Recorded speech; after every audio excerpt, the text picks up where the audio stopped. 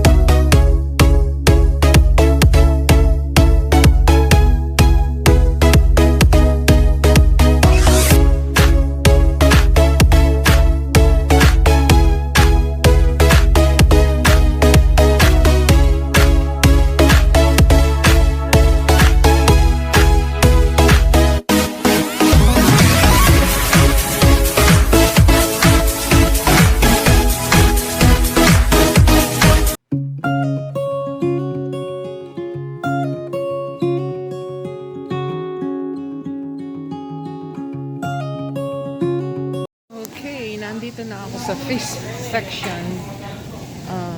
Normally, ang binibili ko is tilapia. Pero masyadong malaki itong tilapia ito para sa burong isda.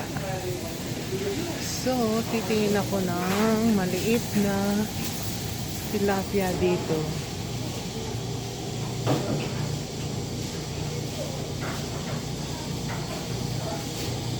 Ay masyadong malalaki ang tilapia.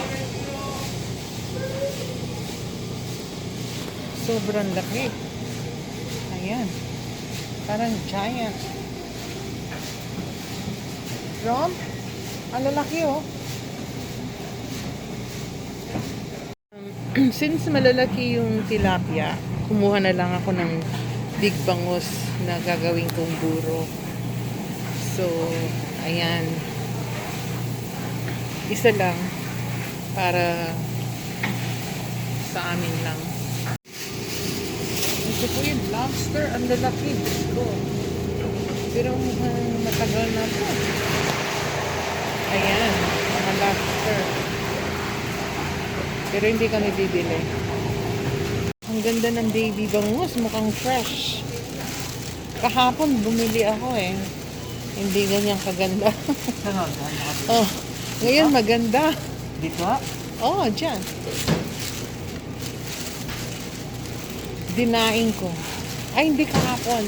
2 days ago. Ano po to? Parrot fish.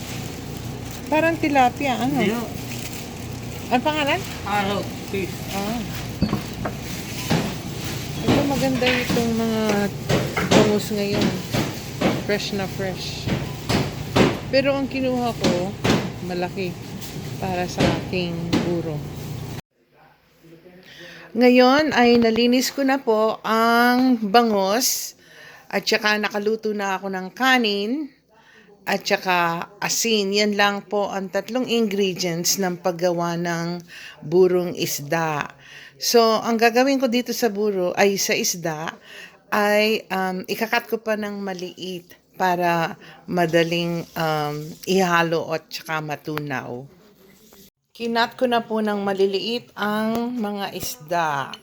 Ngayon, lalagyan natin ng asin ang kanin. Dito na natin ilalagay ang asin. Ito, 2 nito which is teaspoon. So, 2 teaspoons of salt ang ilalagay ko. At ihahalo ko na dito sa kanin. Okay. Ngayon ay ihahalo na natin itong asin. Kailangan maganda ang pagkahalo ng asin. sa kanin para well salted itong kanin, hindi lang sa taas. Pag nahalo na natin ang asin, doon natin ilalagay ang isda.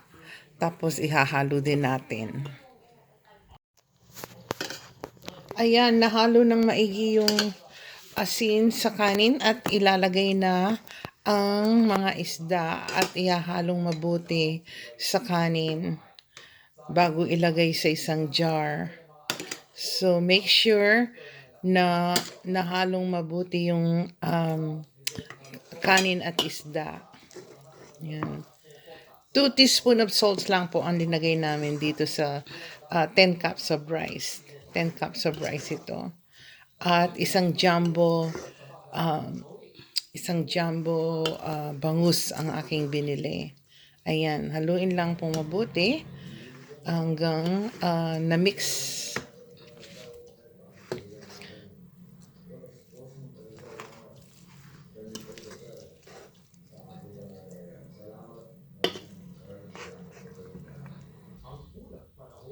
Ayan, ganyan lang po. So ngayon ay ready to put na sa jar at maghihintay lang tayo ng mga kasi ang climate dito medyo malamig, hindi kagaya sa mainit na lugar. So maghihintay tayo ng mga at least 2 weeks siguro. Pero every now and then tinitignan nyo probably after a week at inyong ihahalo para mahalong maigi. Alam ba ninyo na ang shrimps ay pwede rin gawing buro or fermented shrimps? Ang tawag sa Kapampangan ay balo-balo. Since marami ang aking kanin at may shrimps naman ako, ngayon gagawa ako ng burong shrimps or fermented shrimps or balo-balo.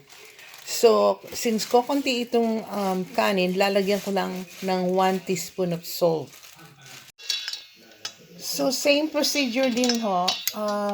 Ilalagay natin itong salt, isang teaspoon sa kanin. At saka natin ihahalo ng maigi para dito naman natin sa fermented shrimps. Ngayon, hinahalo na ng aking assistant ang asin at kanin bago ilagay itong sugpo or shrimps.